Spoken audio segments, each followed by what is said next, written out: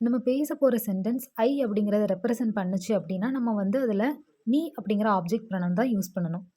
இப்போ அதே சென்டென்ஸ்ல யூ அப்படிங்கிறத நம்ம ரெப்ரசன்ட் பண்ணி பேச போறோம் அப்படின்னா, நம்ம யூ அப்படிங்கிறத தான் யூஸ் பண்ணணும்.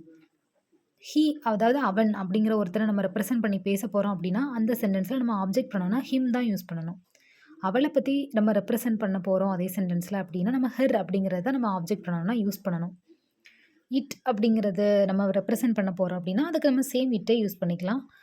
அதாவது 2 பேருக்குள்ள கான்வர்சேஷன் நடக்கிற மாதிரி. லைக் எங்களுக்காக வெயிட் பண்ணு அப்படின்னு சொல்ல போறோம். அப்ப இதுல வந்து 2 பேர வந்து நம்ம ரெப்ரசன்ட் பண்றோம். 2 பேர் அப்படின்னா மோர் தென் அதாவது வி அப்படிங்கிறத நம்ம ரெப்ரசன்ட் பண்ண போறோம். அப்ப நம்ம வந்து அந்த சென்டென்ஸ்ல ஆப்ஜெக்ட் ப்ரொனவுனா நம்ம என்ன யூஸ் பண்ணணும்னா, வெயிட் ஃபார் அஸ். நம்ம வெயிட் ஃபார் வி அப்படின்னு சொல்லக்கூடாது. அது தப்பு. நம்ம வந்து அதுக்கு பதிலாக நம்ம சப்ஜெக்ட் ப்ரொனவுன்னா என்ன, ஆப்ஜெக்ட் ப்ரொனவுன்னா என்னன்னு படிக்கிறோம்.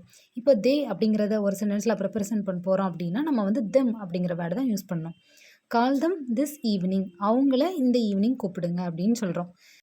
கால் தே இந்த ஈவினிங் அப்படிங்கிறதுல ஏதாவது ஒரு மீனிங் இருக்குதா? இல்ல. அதனால தான் நம்ம சப்ஜெக்ட் ப்ரொனவுன், ஆப்ஜெக்ட் ப்ரொனவுன்குள்ள டிஃபரன்ஸ் தெரிஞ்சுக்கணும். எது எது நம்ம எதுக்கு யூஸ் பண்ணணும் அப்படிங்கிறத நம்ம வந்து லேர்ன் பண்ணிக்கிறோம்.